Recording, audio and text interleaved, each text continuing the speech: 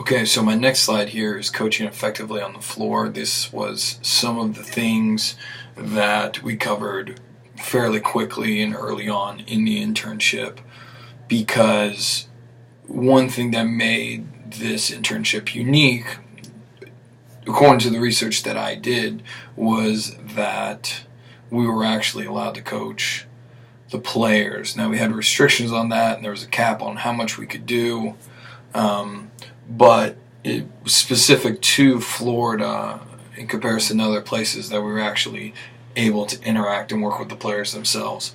And so in doing that, some of the best ways to actually become a better coach is to coach yourself. And so again, these coaches wanting to have a thorough intern program, that's what they felt was necessary. And I think that's where my personal growth from the beginning of the internship to the end of the internship was the greatest, was actually coaching out there on the floor itself. Some of the things that were points to pay attention to was just finding proper body positioning and vantage points, never turning your back to the athlete.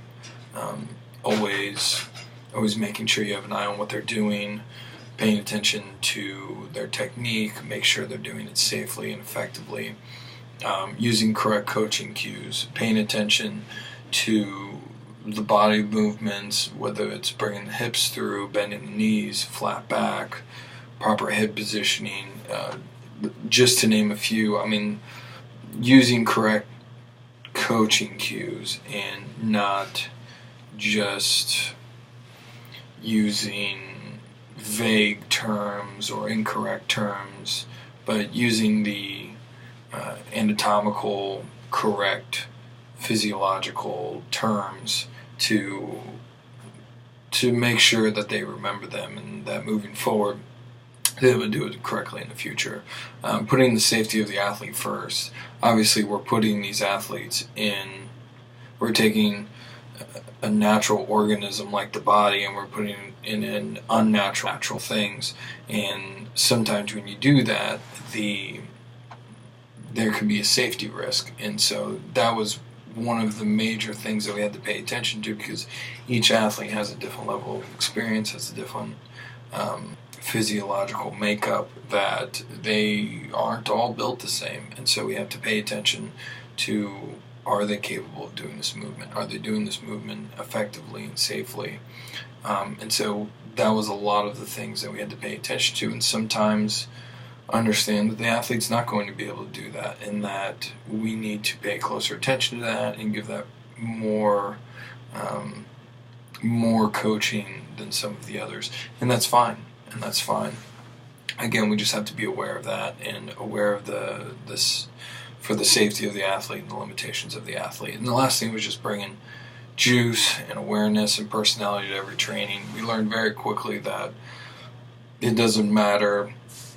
The athletes don't care what you know until they know that you care. And so they also don't care that, you're coaching them, you're already 10 hours in or 12 hours in to your workday. They don't care that before their training group, you had 3 other groups before them. And so bringing juice, or bringing energy, bringing awareness, and bringing personality to every training, making sure that you're fresh for the athletes, and showing that you're invested in what they're doing, and that they should be just as invested as you are, because some of the athletes, their emotions can play a big part in how they're going to perform that day in the training, and you can't let their emotions or their up and down feelings for the day affect how you're going to coach that day. And so that was kind of the section and some of the highlights that I learned this summer about coaching effectively on the floor.